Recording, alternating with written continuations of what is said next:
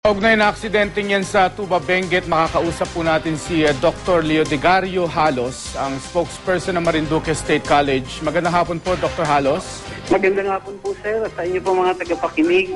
Opo, hindi pa po, ayon po sa kalalabas lang na report, hindi pa po nagbibigay ng official statement ang school. Baka gusto ho ninyong samantalahin itong airtime para maglabas na inyong side. Opo. Magandang hapon po sa lahat.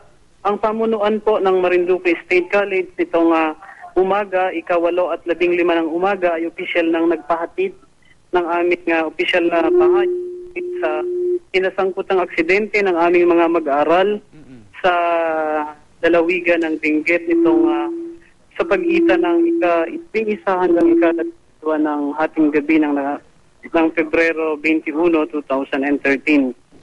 Ang pamunuan po ng MSC ay kinalungkot ng nasabing pangyayari at itinaabot ang aming pakikiramay sa pamilya ng biktima, ng mga biktimang mga guro at mag-aaral ng aming kolehiyo at tinitiyak ang tandaan ng Marinduque State College na tugunin ang aming responsibilidad bilang paaralan sa abot ng aming makakaya at sa pananagutang aming sinasabalikat ngayon.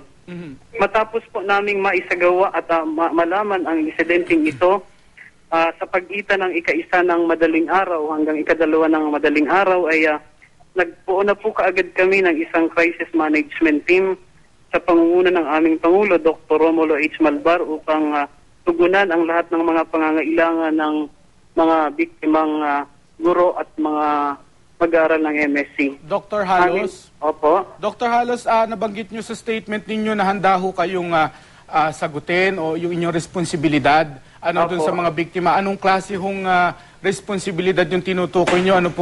Ano pong mga assistance ang ibibigay po ninyo sa mga biktima? Opo. Dun sa namatay at dun sa mga sugatan? Oho. Sa una po ay amin pong ipinababatid na ang lakbay-aral na ito na aming mga mag-aaral ay nasa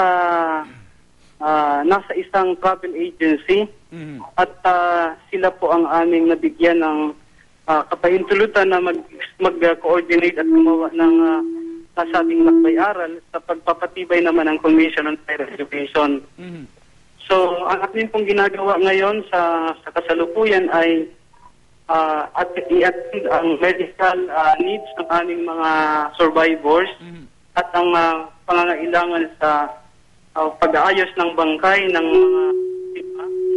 At ngayon nga po ipatungo kami sa Baguio City kasama ang aming Pangulo, Dr. Malbar, at iba pang mga pinuno upang personal naming malaman ang kalagayan ng aming mga estudyante kasama ang 23 pang mga magulang ng mga nasabing mga mag-aaral ng MSC.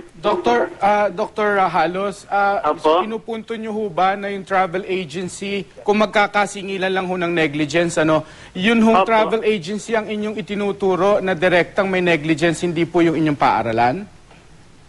Sa panig po ng Marinduque State College ay nagampanan po namin ang lahat ng aming mga pananagutan simula sa paghahain ng proposal hanggang sa pagtiyak na maayos ang magiging takbo ng kanilang paglalakbay-aral. Pag may mga ganyang field trip, Doctor, di ba ang mga estudyante may pinipirmahang waiver? Yung waiver ba is with the school o dun sa travel agency?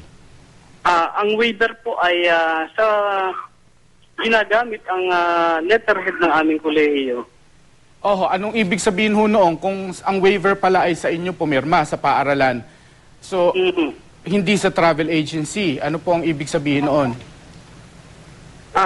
Ito pong mga dokumentong pinirmahan ng mga magulang, ito pong kanilang waiver para sa paglahok ng kanilang mga mag-aaral ay naka-address po sa aming kolehiyo at maliwanag pong ito ay dinonotaryo ng isang notaryo publiko at tinatanggap naming pananagutan na bahagi ng requirements para maaprubahan ng isang educational tour.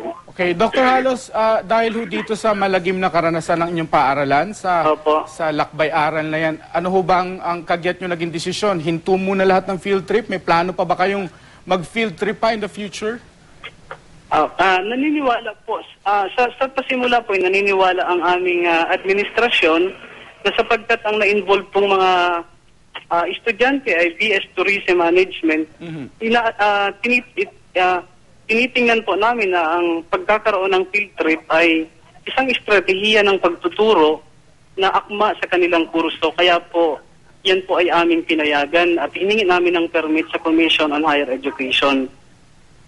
Okay, So meantime po ay ang iba pang mga field trip na nakatakda na isa sa gawa ng MSC at may mga permit na rin po ng Commission on Higher Education ay amin ang pansamantalang pinagpaliban. Okay, sige. Maraming salamat po sa oras po ninyo, Dr. Leodegario Halos. Opo, marami pong salamat. Makakaasa po kayo na ang MSC ay tumutugon sa pangangailangan ng biktima at ng kanilang mga pamilya. Okay. Maraming salamat po. Maraming salamat sa inyo, Dr. Halos.